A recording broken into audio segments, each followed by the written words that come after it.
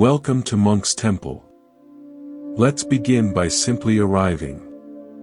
Right here. Right now. Wherever you are, whatever happened before this moment, you can let it go for now. It's done. It's past. This moment is new. Take a breath. A slow, deep one. Let your shoulders drop. Let your jaw soften. Feel the weight of your body against whatever is holding you. Feel the air moving into your lungs and then leaving again. You don't need to do anything. You don't need to fix anything. You don't need to figure anything out. You just need to be here. That's enough. That's always been enough. Now, I want you to notice something. Notice your hands. Look at them. Are they clenched? Are your fingers curled into your palms? Are you holding on to something, a phone, a blanket, tension you didn't even realize was there? Just notice. Don't change it yet. Don't judge it. Don't tell yourself you should be doing this differently. Just observe. This simple act of noticing is the beginning of everything. Because here's a truth that took me decades to understand: how you hold your hands is how you hold your life. How you hold your hands is how you hold the people you love. Your hands don't lie. They reveal what your words often hide. They show your fear, your tension, your need to control. They also show your openness, your willingness to let things be. Think about someone you love. Really love. Bring them to mind right now. Don't just think about them, see them. Feel them. Maybe it's your partner, the one who knows your secrets. Maybe it's your child, the one who made you a parent. Maybe it's your closest friend, the one who stayed when others left. Maybe it's a parent who's no longer here. See their face. Feel the warmth in your chest. That warmth is real. That's love. That's the purest thing you'll ever know. Now notice something else. As you hold them in your mind, as you feel that warmth, is there also a tightness somewhere? A small knot in your stomach? A weight on your chest? A quiet whisper that says, what if they leave? What if they change? What if they stop loving me back? What if something happens to them? That tightness isn't love. That's fear wearing love's clothing. That's the grip. And that grip causes more human suffering than almost anything else. More than heartbreak. More than grief. More than loss. Because the grip is the fear of those things before they even happen. It's suffering in advance. It's paying interest on a debt you may never owe. It's living in a future that doesn't exist while missing the present that does. I learned this the hard way. Years ago, I was in a relationship that I believed was the one. The one I'd been waiting for. The one that would finally make me feel complete.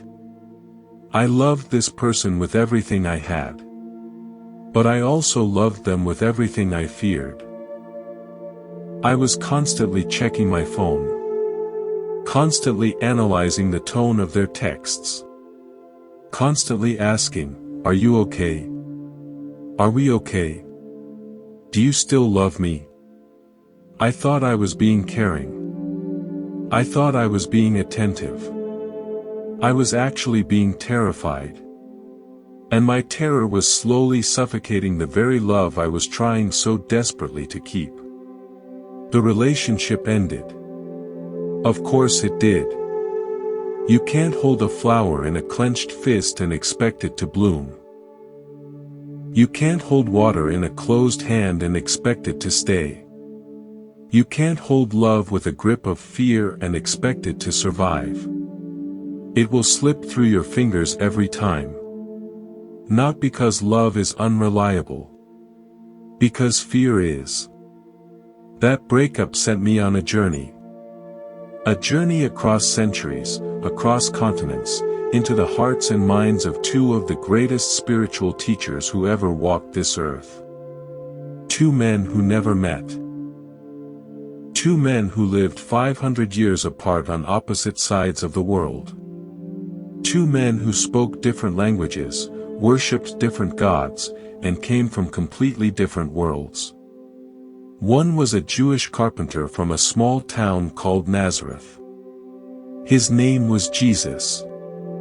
The other was an Indian prince named Siddhartha Gautama, who walked away from his palace, his wealth, his family, to become a wandering seeker. He became the Buddha, the awakened one. On the surface, they couldn't have been more different. One taught in parables about a loving Father in heaven. The other taught in silence about the nature of suffering and its end. One was executed by the empire. The other died of old age surrounded by disciples. And yet, when you strip away all the cultural packaging, all the rituals and doctrines and translations, when you go deep enough into what they actually taught, you find they were pointing at the same truth. They were offering the same medicine for the same disease. They were two fingers pointing at the same moon. The disease is fear-based love. The medicine is love with open hands.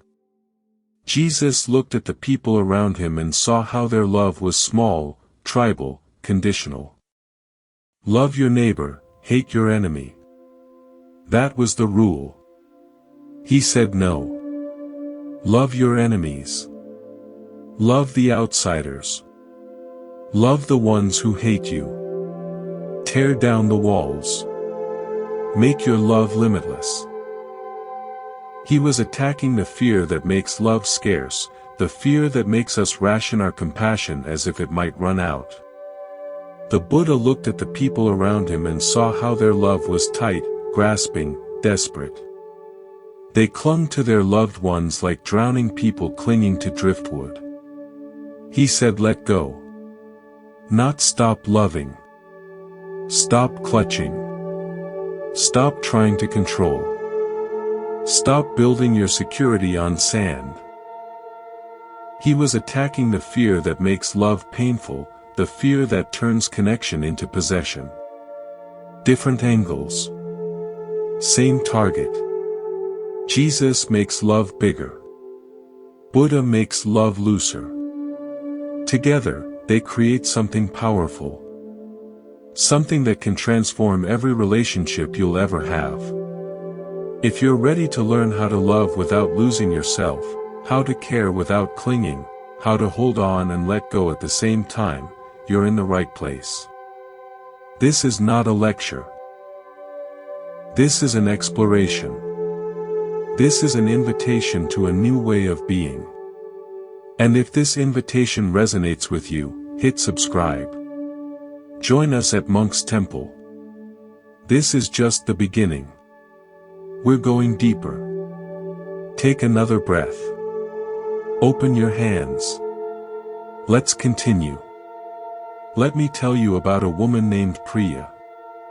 She was a successful architect in her early 40s, known for designing buildings that seemed to float, that somehow felt both light and solid at the same time. Her colleagues admired her. Her clients trusted her. But her own life felt anything but light. Priya had been married to a man named Ravi for 17 years. They had 2 teenage children, a beautiful home in the suburbs, and a growing distance between them that Priya could feel like a physical ache in her chest. Ravi wasn't a bad husband. He was kind, responsible, present in all the practical ways. He remembered anniversaries. He helped with homework. He showed up. But somewhere along the way, the closeness had faded. They coexisted. They managed the household efficiently. They were good partners for the logistics of life. But the deep connection, the one that had made her choose him 17 years ago, the one that had made her believe they would grow old together in a state of constant intimacy, that had become something she remembered rather than felt. And Priya was terrified. Not dramatically terrified. Not in a way anyone else could see. But inside, she was gripped by a quiet, constant fear. Terrified that this was it. Terrified that this was what the rest of her life would feel like. Terrified that she had already experienced the best years of her marriage and was now just watching the slow, inevitable decline. Terrified that she was becoming invisible to the man she loved. So she started gripping. Not obviously. Not in ways that would be obvious to anyone watching, least of all Ravi. But inside, she was holding on with everything she had. She would plan elaborate date nights, hoping to recreate the magic of their early years. She would buy him thoughtful gifts, hoping to spark some gratitude, some recognition, some glimpse of the man who used to look at her like she was the only person in the room. She would initiate conversations late at night, lying awake while he slept, trying to pull him back into her orbit with words. And when none of it worked, when he remained the same steady, slightly distant man, she would feel a spike of panic.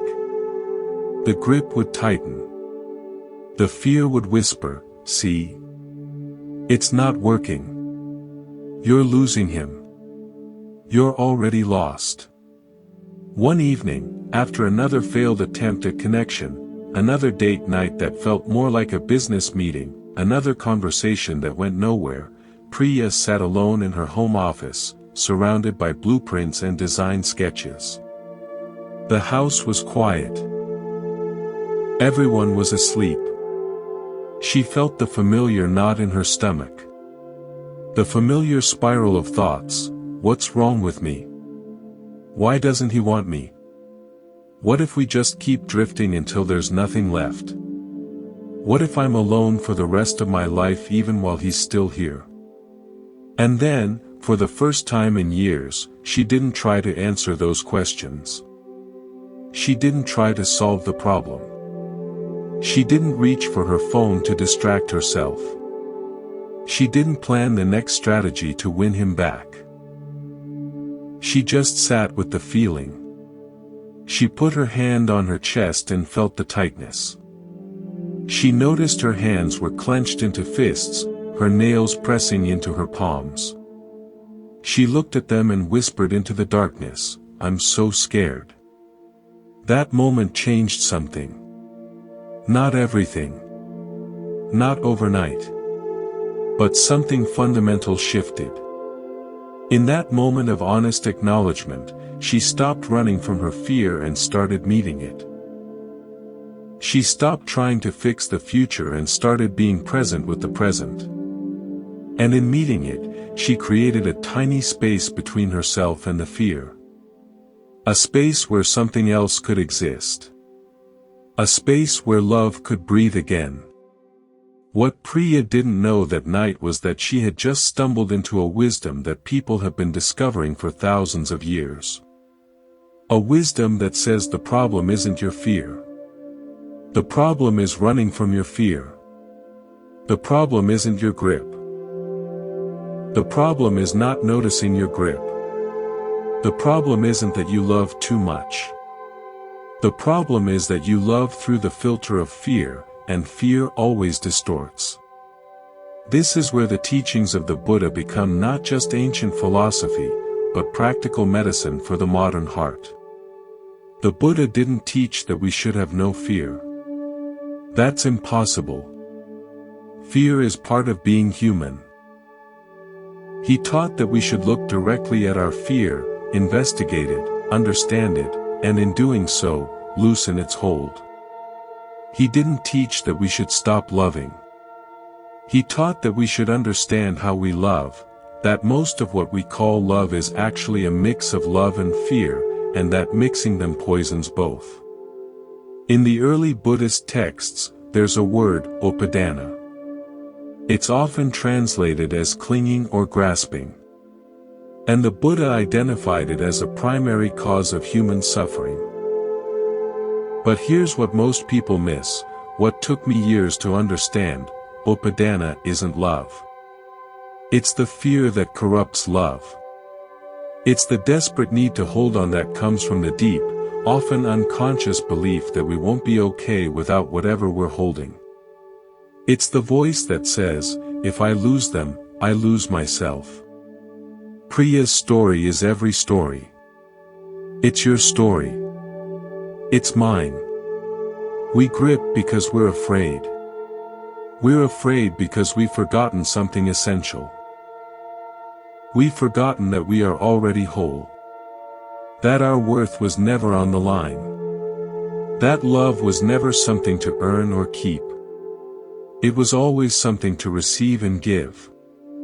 It was always flowing through us, not from us. This is the foundation. This is where we start. Not with complicated techniques or abstract spiritual concepts. Not with trying to be better people or more enlightened beings.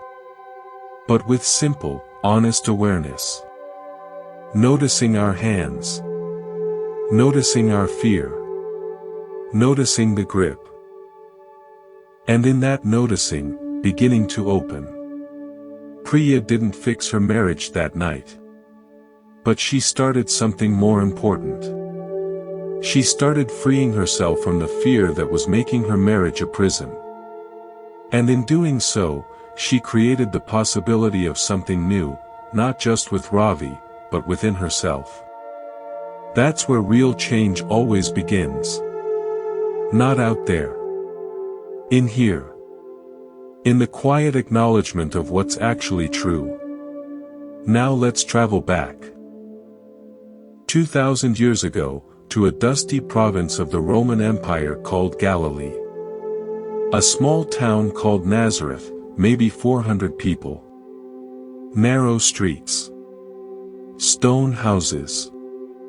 This is where a young Jewish carpenter named Jesus grew up. But let's clear something up. The Jesus we're talking about isn't the stained glass Jesus with perfect hair and a gentle smile. That's a sanitized version. The real Jesus was something far more interesting. And far more challenging. He was a revolutionary. Not in the political sense, though the Romans saw him as a threat. He was revolutionary in how he redefined love. In a world of rigid boundaries, Jew and Gentile, clean and unclean, righteous and sinner, he announced that love had no borders. In a world of scarcity, where compassion was rationed only to those who deserved it, he announced that love was infinite. In a world where fear controlled everything, he announced that perfect love casts out fear. This wasn't poetry. This was dangerous. To understand why, you have to understand his world. First-century Judea was occupied territory. The Roman Empire ruled with iron fists. Survival depended on staying with your tribe, not making waves. Society was concentric circles. At the center was your family, then your village, then your fellow Jews. Outside were everyone else, Gentiles, Samaritans, Romans, the impure, the enemy. The lines were clear. Then Jesus comes along and starts blurring those lines. He talks to a Samaritan woman at a well, a woman, a foreigner, someone no respectable Jewish teacher would acknowledge. He touches lepers, becoming ritually unclean. He eats with tax collectors, the traders who worked for Rome. He lets a prostitute wash his feet. Again and again, he crosses boundaries everyone else took for granted. Then he tells a story that would have made his listeners deeply uncomfortable. A man beaten by robbers and left for dead. A priest walks by and does nothing. A Levite, another religious leader, also passes on the other side. But a Samaritan, a member of the hated, heretical group that Jews despised, stops. He bandages the man's wounds, takes him to an inn, pays for his care. Jesus asks, who was the neighbor? The answer was unthinkable. The enemy. The outsider. The one you were raised to hate. Jesus was saying your love cannot be limited to your tribe. It cannot be conditional on someone's worthiness, their politics, their behavior toward you. Your love must be like the sun, which rises on the evil and the good. Like the rain, which falls on the just and the unjust. The Greek word the Gospels use is agape. It's not romantic love. It's not friendship affection. It's a decision. A stance. A way of seeing every human being as deserving of your fundamental goodwill. Love as a radical act of defiance against a world built on fear. Psychologically, this is brilliant. Jesus understood that conditional love is fear-based love. I'll love you if you meet my standards. That's not love. That's a transaction. That's control dressed as care. It creates constant anxiety, because you're always one mistake away from losing love. Jesus offered liberation from that anxiety. He said love without conditions, because the source of love is infinite. You don't have to ration it. Give it freely. Fearlessly. It doesn't deplete you. It expands you. Now, here's where it gets complicated. The same Jesus who said, love your enemies, also said something that sounds like the opposite. In Luke's Gospel, he says, if anyone comes to me and does not hate father and mother, wife and children, brothers and sisters, yes, even their own life, such a person cannot be my disciple. Hate. What's going on? We have to understand the language. In the Semitic rhetorical style of the time, hate was often used as a stark contrast to love, meaning to love less by comparison. It was hyperbole to make a point about priority. What Jesus meant was, your love for your family cannot be possessive. You cannot love them as extensions of yourself, as possessions for your comfort. Love them as free souls, not as characters in your personal drama. He was attacking the same small, grasping love that causes suffering. The love that says, you are mine. The love that turns people into props in our story. This is where Jesus and the Buddha, 500 years apart, begin to sound like they're reading from the same script. Different languages. Different cultures. But the same diagnosis: humans suffer because they love with fear. And the same prescription: love without fear. Love without grasping. Love that sets both you and the other person free. Jesus showed the scope of love, limitless, extending even to enemies. The Buddha showed the style of love, free, non-clinging, wise to impermanence. Together, they form a complete picture. Love everything. Hold nothing. This is the fusion. And it starts with understanding that the walls we build, between us and them, worthy and unworthy, are walls of fear. Fear is the enemy of love. Always has been. Always will be. So what walls have you built? Who have you decided is unworthy of your compassion? And what would it cost you to tear those walls down? The answer might terrify you. But that terror is just more fear. And fear is not your enemy. It's your teacher. It's showing you exactly where you're still gripping. Now let's travel back even further. 500 years before Jesus, on the other side of the world, another teacher was wrestling with the same human problem. His name was Siddhartha Gautama. He would become the Buddha. His story is famous, but let's tell it again because it matters. Siddhartha was born a prince in the Sakya kingdom, in what is now Nepal. His father, the king, was told by a seer that his son would either become a great world ruler or a great spiritual leader. Determined to steer him toward power, the king kept Siddhartha inside the palace walls. Surrounded by luxury, beauty, pleasure. Shielded from anything unpleasant. He was married young to a beautiful princess. They had a son. He had everything anyone could want. But you cannot build a wall high enough to keep out the truth. One day, Siddhartha convinced his charioteer to take him outside the palace. What he saw changed everything. An old man, bent and toothless. A sick man, covered in sores. A corpse, being carried to cremation. Siddhartha had never seen suffering before. He was shaken to his core. On a fourth journey, he saw a wandering ascetic, a seeker who had renounced the world to find answers. Something clicked. That night, Siddhartha made a decision that would echo through history. He went to the room where his wife and newborn son lay sleeping. He looked at them, his heart breaking. And then he walked away. He left the palace, left his wealth, left his family, left everything he had ever known. This is crucial to understand. Siddhartha didn't leave because he didn't love them. He left because he loved them so deeply he couldn't bear to see them trapped in the cycle of suffering and loss without searching for a way out.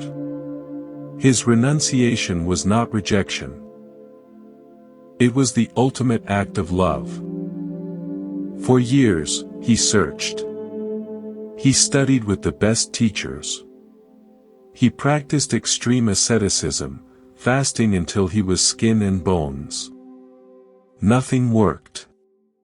Finally, sitting under a Bodhi tree, he made a simple resolution: he would not move until he understood the nature of suffering. He sat through the night, and as the morning star rose, he awakened. He became the Buddha, the awakened one. And what did he awaken to? A simple, profound truth. The cause of suffering is craving. In Pali, the language of the early texts, it's called tanha, thirst. It's that desperate, unquenchable need to hold on to things that are always changing. We grasp at pleasure, but it fades. We grasp at youth, but it ages. We grasp at relationships, but people change, leave, die. This grasping, this clinging, this desperate attempt to freeze the flowing river of life, that is what creates suffering. Notice what the Buddha did not say. He did not say, "Don't love." He did not say relationships are the problem. He said the problem is how we love. We love with grasping. We love with clinging. We love with the desperate need to own and control and keep. And that kind of love always leads to suffering. Most people misunderstand this completely. They hear non-attachment and think it means indifference, coldness, detachment, not caring. That's wrong. The Buddha taught the opposite. He taught the 4 Brahma Viharas. The divine abodes, the highest qualities of the heart. The first is metta, loving kindness. A boundless, warm goodwill toward all beings. Wishing for their happiness, their well-being, their safety. Not just for your loved ones.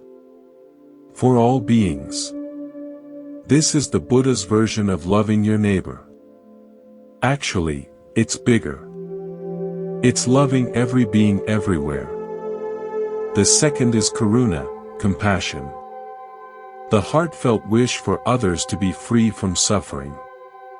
Not just feeling sorry for them. Actively caring about their pain. Wanting relief for them. The third is mudita, sympathetic joy. The ability to rejoice in the happiness and success of others, without envy, without comparison. To feel genuinely happy when good things happen to other people. The fourth is upekkha, equanimity. A balanced, steady mind. The ability to remain peaceful and clear when life doesn't go your way. When those you love make choices you don't agree with. When things fall apart. These four together are the Buddha's teaching on love. It's love with open hands. You care deeply. You act with compassion. You support fully. You rejoice in others' joy. And you do not collapse when things change. You do not grasp. You do not demand. You do not try to control. You love the person in front of you, in this moment, without needing them to be a certain way in the next moment. This is not cold. This is not detached. This is the highest form of love. It's love that is free. Love that doesn't cling. Love that honors the other person's complete autonomy while still caring for them completely. The Buddha saw what we all see but rarely admit, that much of what we call love is actually need dressed up in romantic language. We say, I love you, but we mean, I need you. We say, I can't live without you, as if that's romantic. The Buddha would say that's not romance. That's bondage. Yours and theirs. Real love says, I can live without you, and I choose not to. I can be whole alone, and I choose to be with you. I don't need you to complete me, because I am already complete.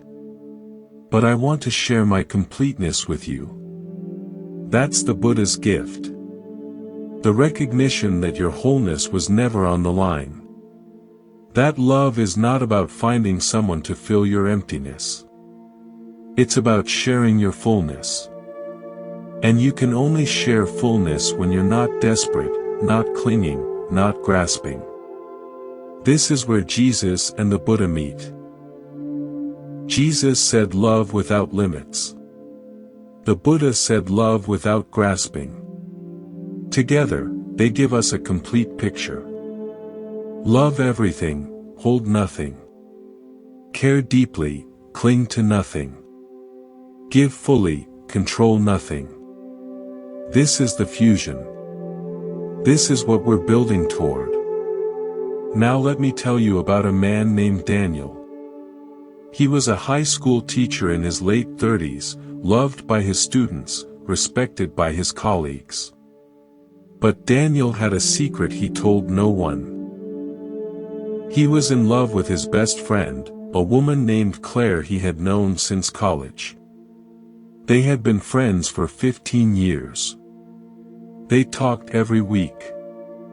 They celebrated each other's successes. They supported each other through breakups and family crises. Claire was the first person Daniel wanted to call with any news, good or bad. And Daniel was terrified.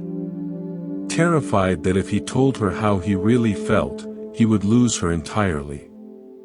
Terrified that she didn't feel the same way. Terrified that he was ruining his life by staying silent, and also terrified of ruining it by speaking.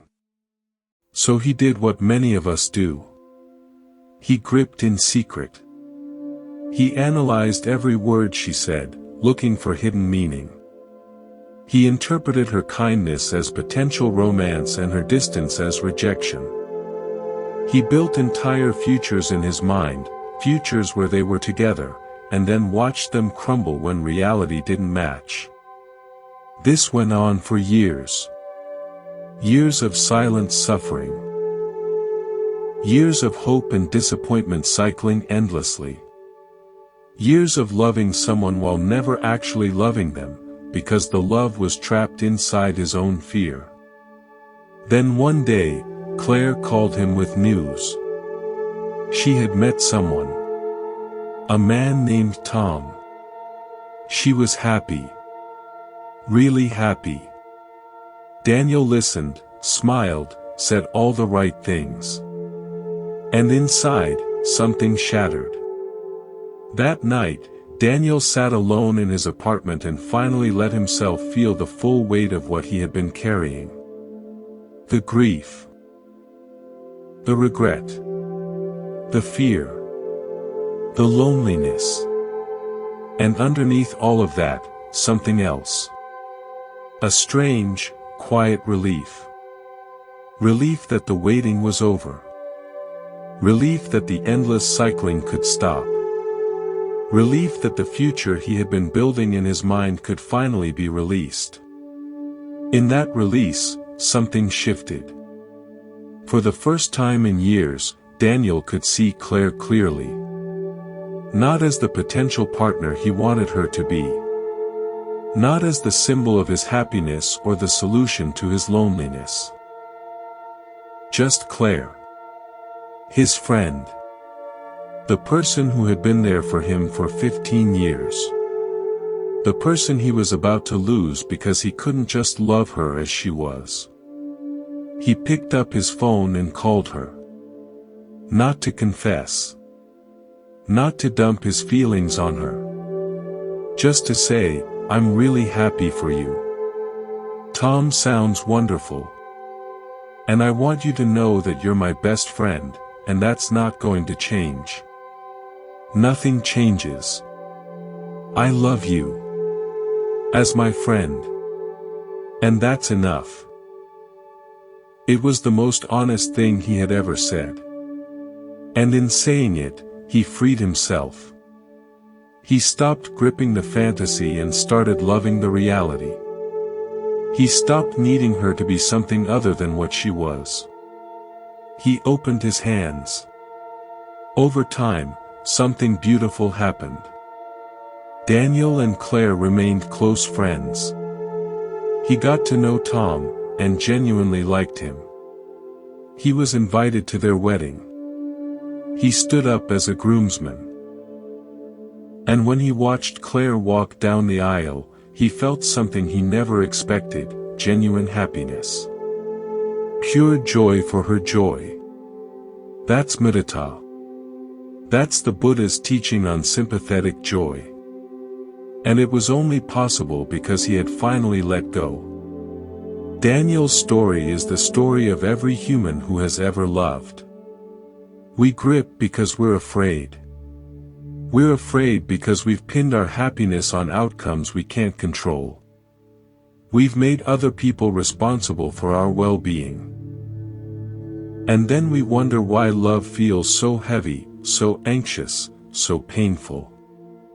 The Buddha would say, "You're not loving them. You're loving what they can do for you. You're loving how they make you feel. You're loving the future you imagine with them. That's not love. That's need. And need is not love. Need is hunger. Need is thirst. Need is the opposite of freedom." Jesus would say, "Love them anyway. Not the fantasy of them. Not the future version of them. Not the version that meets your needs. Love them. The real them. Right now. In this moment. As they are. Not as you want them to be. This is the fusion. Love the real person in front of you. Not the idea of them. Not the potential of them. Not the version of them that exists in your imagination. The real one. With all their flaws. With all their freedom. With all their choices that might not include you. And love them without needing anything back. That's the hard part. That's the part that goes against every survival instinct. But that's also the part that sets you free. Because when you love without needing, you're no longer a beggar at the doorstep of someone else's attention. You're no longer dependent on their response to feel okay. You're no longer at the mercy of their moods, their choices, their availability. You're free. And paradoxically, that freedom makes you more attractive, not less. Because people can feel the difference between need and love. They can feel when they're being clung to versus when they're being cherished. And they respond accordingly. Daniel learned this. He learned that the love he had been holding so tightly was never going to be returned in the way he wanted. And he learned that was okay. Because the love itself was real. The friendship was real. The connection was real. And that was enough. That had always been enough. He just couldn't see it through the grip. Now we arrive at the place where these two paths merge. Jesus and the Buddha. Love without limits. Love without grasping. Two teachings that seem opposite but are actually complementary. Two fingers pointing at the same moon. Let me give you a metaphor. Imagine you're at the ocean. You're standing at the edge, where the waves meet the sand. In your hands, you're holding a small glass jar. You want to capture some of the ocean. You want to take it home with you. So you wade in, you fill the jar with water, you screw the lid on tight. There. You have it. The ocean, in a jar. But walk up the beach. Look at that jar now. Is it the ocean? It's ocean water, yes. But it's not the ocean. It's still. It's contained. It's already beginning to stagnate. The tides don't move it. The life within it is already dying. You captured the ocean, but in capturing it, you killed it. This is what we do with love. We meet someone. We feel the vastness, the beauty, the aliveness of connection. And then we try to capture it. We try to put it in a jar. We try to own it, control it, keep it from changing. We screw the lid on tight. And then we wonder why the love dies. We wonder why it feels stagnant, suffocating, heavy. The ocean was never meant to be captured. It was meant to be swam in. It was meant to be respected, enjoyed, admired. But not owned. Not contained. Not controlled. Jesus would say, love like the ocean. Unlimited. Boundless. Reaching every shore. Including the ones you'd rather avoid. Including the ones that scare you. Let your love be vast enough to include everyone. The Buddha would say, don't try to capture the ocean. Don't put it in a jar. Don't grip it. Don't contain it. Let it be vast. Let it be free. Let it move as it moves. Your job is not to own the ocean. Your job is to learn to swim. Together, they give us a complete picture. Love vastly. Love freely. Love without borders. Love without grasping. Love without conditions. Love without control. This is the fusion. And it's not easy. It goes against everything our fearful hearts want. Our fearful hearts want guarantees. Our fearful hearts want permanence. Our fearful hearts want to own and control because owning and controlling feels safe. But it's not safe. It's a prison. A prison we build for ourselves and the people we love. Think about the people you love most. Your partner. Your children. Your closest friends. Now ask yourself, do you love them like the ocean? Or have you put them in a jar? Have you decided who they should be? Have you mapped out their future? Have you attached conditions to your love, conditions they might not even know about? I'll love you if you stay the same.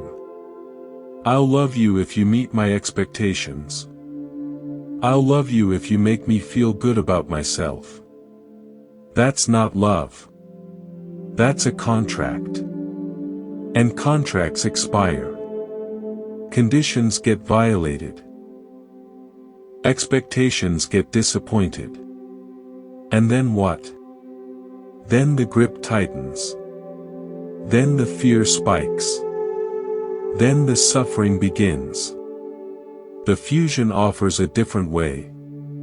It says, love them as they are. Right now. Not as you hope they'll become. Not as you need them to be. As they are. And love them without needing them to stay the same. Because they won't. They'll change. Everyone changes. Everything changes. That's the one guarantee. The Buddha called this impermanence. Anicca. It's the fundamental nature of reality. Everything changes. Every relationship changes. Every person changes. Every feeling changes. Fighting this truth is like fighting the tide. You will lose. And you will exhaust yourself in the losing. Jesus understood this too, though he said it differently. Do not store up for yourselves treasures on earth, where moth and rust destroy, and where thieves break in and steal. He was talking about impermanence. Don't build your treasure. Your security, your identity, your happiness, on things that can be taken away. Because they will be taken away. Not because God is cruel. Because that's the nature of earthly things. So where do you build your treasure? Where do you find your security? The answer both teachers point to is the same, in a love that is not dependent on conditions. In a love that comes from within. In a love that is your very nature, not something you get from others. This is the great paradox. When you stop needing people to love you in order to feel loved, you become capable of actually loving them. When you stop needing relationships to work out in order to feel okay, you become capable of being present in them. When you stop gripping, you can finally hold. The ocean doesn't need you to capture it. It just is. Vast. Powerful. Alive. Your love is the same. It doesn't need to be captured or contained or controlled. It just needs to flow. Freely. Fully. Fearlessly. This is the invitation. To love like the ocean. To stop putting people in jars. To open your hands and let the water move. It's terrifying. And it's the only way to really love. Let me tell you about a woman named Grace. She was a nurse in her 50s, the kind of person who radiated calm. Patients loved her. Colleagues respected her. But at home, Grace was falling apart. Her mother, Margaret, was 83 and had been diagnosed with early-stage dementia. Slowly, gradually, the woman who had raised Grace, who had been her anchor, was disappearing. Grace watched it happen. First, the little things. Forgetting appointments. Misplacing keys. Then the harder things. Forgetting conversations they just had. Calling Grace by her sister's name. Then the devastating things. Not recognizing her own home. Asking where her husband was, though he had been dead for 15 years. Looking at Grace with polite confusion, as if she were a kindly stranger. Grace loved her mother. She loved her fiercely. And that love became a constant, grinding grief. She would visit the assisted living facility every day, sit with her mother, hold her hand, and feel the grip in her chest. The grip of wanting her mother back. The grip of wanting to freeze time. The grip of refusing to accept what was happening. One afternoon, Grace arrived to find her mother having a rare lucid moment. Margaret looked at her daughter with clear eyes and said, "You look tired, sweetheart. You work too hard." Grace burst into tears. Not sad tears. Grateful tears. For a moment, she had her mother back. But the moment passed. Margaret's eyes clouded again. She looked at Grace with that polite confusion and said, "Are you here to see someone?" Grace walked out to the garden and sat on a bench. She felt the familiar knot in her stomach, the familiar weight on her chest. And then, for the first time, she stopped fighting it. She stopped trying to make it go away. She just sat with it. She noticed her hands were clenched into fists. She looked at them and whispered, "I can't hold on to her. She's already gone. The person I'm trying to hold on to isn't here anymore." It was the most painful thing she had ever admitted. And in that admission, something shifted. Not the grief. The grief remained. But the grip loosened. She stopped trying to capture the ocean. She stopped trying to keep her mother frozen in time. She started loving the woman in front of her, the one who was still here, the one who sometimes knew her and sometimes didn't. She started bringing photo albums, even though her mother didn't always recognize the faces. She started reading to her, even though her mother would forget the story by the next page. She started sitting in silence with her, just holding her hand, not needing anything in return. She loved her mother as she was, not as she had been. And in doing so, she found a kind of peace she hadn't thought possible. Grace's story is an extreme example of what we all eventually face. The people we love will change.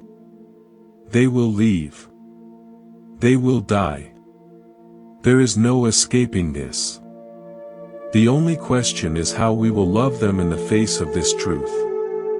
Jesus would say, "Love them anyway. Love them fully. Love them with everything you have. Don't hold back because they're changing. Don't protect yourself by loving less. Love them in their wholeness and in their brokenness. Love them in their lucidity and in their confusion. Love them as they are, right now." The Buddha would say, "Release your grip on who they used to be. Release your attachment to the past. Release your fantasy of how things should be. Love the person in front of you, not the memory of who they were. The past is gone. The future hasn't arrived. This moment is all there is. Love them in this moment." This is the fusion. Love fully, right now, without needing anything from the past or the future. Love the person in front of you, not the one you remember or the one you hope for. Love them as they are, in this breath, in this heartbeat, in this fragile, fleeting moment. Grace learned this. She learned that loving her mother didn't require her mother to remember her. It didn't require anything in return. Love was something she could give, freely, without conditions, without needing a specific outcome. And in giving it that way, she found that love itself became her comfort. Not being loved back. Not having her mother recognize her. Just love. The act of loving. That was enough. This is available to all of us. Not just in extreme situations like Grace's. In every relationship. Every day. You can love the person in front of you, right now, without needing them to be anything other than what they are. You can love them without needing them to love you back in exactly the right way. You can love them without needing the future to look a certain way. This doesn't mean you stop wanting things. It doesn't mean you stop hoping or dreaming or planning. It means you hold those hopes and dreams and plans lightly. You hold them with open hands. You say, I want this. And I release the outcome. I want this. And I trust whatever happens. That's freedom. That's love with open hands. Now let's talk about something that often gets misunderstood. Non-attachment does not mean no boundaries. This is crucial. I've seen people use Buddhist teachings to justify staying in toxic situations. I'm just practicing non-attachment, they say, while someone treats them badly. That's not non-attachment. That's self-abandonment dressed in spiritual clothing. Let me tell you about a man named Marcus. He was in a relationship with a woman named Lena. Lena had a temper. When things didn't go her way, she would lash out. She would say cruel things, things she later apologized for. And Marcus, trying to be a good partner, trying to be understanding, would forgive her. He would tell himself she was stressed. He would tell himself she didn't mean it. He would tell himself love meant being patient. But the outbursts continued. They escalated. And Marcus started walking on eggshells, monitoring every word, trying to avoid setting her off. He stopped expressing his own needs because it wasn't worth the fight. He stopped being honest about how he felt because honesty led to conflict. He was slowly disappearing, shrinking himself to fit into the small space Lena's volatility allowed. One day, a friend said to him, Marcus, you're not being compassionate. You're being a doormat. There's a difference. The words hit him like cold water. He had confused non-attachment with passivity. He had confused love with self-sacrifice. He had confused patience with enabling. He had let his boundaries dissolve in the name of being a good person. This is where Jesus and the Buddha together provide clarity. Jesus, the master of unconditional love, was not passive. He overturned tables in the temple. He called religious leaders hypocrites and whitewashed tombs. He confronted, challenged, and spoke truth to power. His love had an edge. It was fierce. It protected the vulnerable and confronted the oppressive.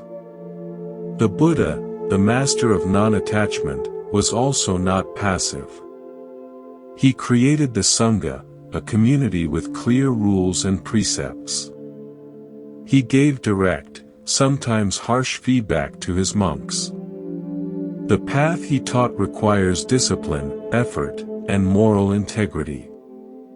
The 5 precepts: not killing, not stealing, not lying, not engaging in sexual misconduct, not using intoxicants, are boundaries.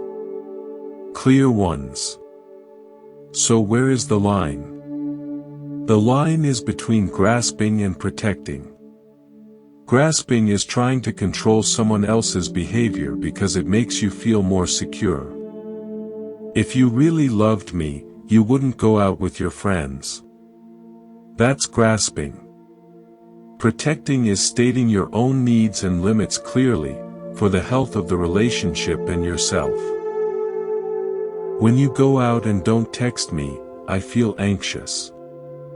I would appreciate a quick check-in. Can we agree on that? That's protecting. Grasping is threatening to leave if they don't change. If you don't stop that, I'm done. That's manipulation. Protecting is recognizing when a relationship is harmful and having the self-love to walk away with compassion. I love you, and I also see that this dynamic is hurting us both. I can't continue in a relationship where I feel consistently disrespected. I need to take care of myself, and that means stepping away. That's protecting. Grasping is staying in a toxic situation because you're afraid of being alone, because you're clinging to the way things used to be. Protecting is leaving a toxic situation with an open heart, wishing the other person well, and trusting you will be okay. An open hand can still be a firm hand. It can set a kind but clear boundary. I love you, and I will not accept being spoken to that way. I'm going to take a walk, and we can talk more when we're both calm. That's not grasping. That's love for yourself and love for the other person, creating a container where real connection is possible. Marcus eventually learned this. He sat Lena down and said, "I love you. And I can't continue like this. The way you speak to me when you're angry is hurtful. I need us to find a different way to communicate, or I need to protect myself by creating some distance." Lena was shocked. She hadn't realized the impact of her behavior. She hadn't realized Marcus was suffering. His honesty, his boundary, woke her up. She agreed to counseling. They worked on their patterns. The relationship didn't become perfect, but it became healthier. Because Marcus finally understood that love without boundaries isn't love. It's self-abandonment. And you can't love anyone else well when you've abandoned yourself. The fusion teaches us this: love unconditionally, and protect yourself fiercely. Give fully, and maintain your boundaries. Open your hands, and keep them strong. Love like Jesus, fearlessly, radically, without limits in your care. And love like the Buddha, with wisdom, with clarity, with the strength to say no when necessary. They are not opposites. They are partners. They complete each other. Just like the two teachers themselves. We've traveled far together. From a carpenter in Galilee to a prince in India. From a woman named Priya gripping her marriage to a man named Daniel releasing his fantasy. From a daughter watching her mother disappear to a man learning to set boundaries. We've explored two ancient paths and discovered they lead to the same place. So let me ask you now. As we come to the end of this journey, look at your hands. Really look at them. Are they still clenched? Are you still holding on to something? A person? A hope? A fear? A story about how things should be? Just notice. Don't judge. Don't try to change it. Just notice. Now, if it feels right, try something. Slowly, gently, begin to open your hands. Uncurl your fingers, one by one. Let your palms face up. Rest them on your lap. Feel the openness. Feel the vulnerability. This is the posture of love without fear. This is the posture of non-attachment. Now think of that person again. The one you love. The one you maybe fear losing. See them in your mind. And as you hold them there, notice that your hands are open. You're not gripping. You're holding them in awareness, not in your fists. Repeat these words silently, or out loud if you're alone. I love you. And you are free. I care for you.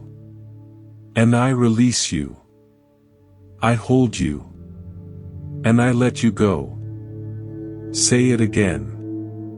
I love you. And you are free. I care for you. And I release you. I hold you. And I let you go. How does that feel? Terrifying? Freeing? Both? That's okay. That's exactly where you're supposed to be. This is not something you master once. This is a practice. A daily, hourly, moment-by-moment practice. You will grip again. You will clench your fists again. You will feel the fear again. That's not failure. That's being human. The practice is simply noticing, and opening again. And again. And again. The invitation is not to become perfect at this. The invitation is to keep practicing. To keep noticing your hands. To keep opening them when you find them clenched. To keep loving without needing to own. To keep caring without needing to control. Jesus and the Buddha were not telling you to be someone else. They were telling you to remember who you already are. You are already whole. You are already worthy of love. You are already capable of loving without conditions. You already have everything you need. The grip is just fear. And fear is not who you are. Fear is just a visitor. Let it come. Let it go. The people you love are not yours. They never were. They are themselves. They are on their own journeys, making their own choices, living their own lives. You get to walk beside them for a while. That's a gift. That's not a guarantee. That's not a contract. That's a gift. Receive it with gratitude. Hold it with open hands. And when it's time to let go with love. This is the fusion. Love like Jesus. Fearlessly, boundlessly, unconditionally. Let go like the Buddha, wisely, gently, without grasping. Hold them together and you get something powerful. Love with open hands. So as we end, I want to leave you with a simple practice. Something you can take with you. Something you can use tonight, tomorrow, next week, for the rest of your life. Whenever you feel that grip, that knot in your stomach, that weight on your chest, that need to control, pause. Just pause. Notice your hands. Are they clenched? Open them. Physically open them. Let them rest, palms up. Take 3 slow breaths. And ask yourself, what would it look like to love this person with open hands right now? The answer will come. Trust it. And then act from that place, not from the fear. This is the path. It's simple. It's not easy. But it's available to you right now, in this moment, with whoever you love, however you love them. Thank you for being here. Thank you for doing this work. Thank you for being brave enough to love in a world that teaches fear. If this journey has meant something to you, if it's shifted something inside you, please share it with someone you love. That's how this spreads. Not through lectures, but through one open hand reaching for another. Subscribe to Monk's Temple. Join us on this path. There's so much more to explore together. And remember, you are already whole. You are already loved. You are already free. Love like Jesus. Let go like Buddha. Live with open hands. See you next time.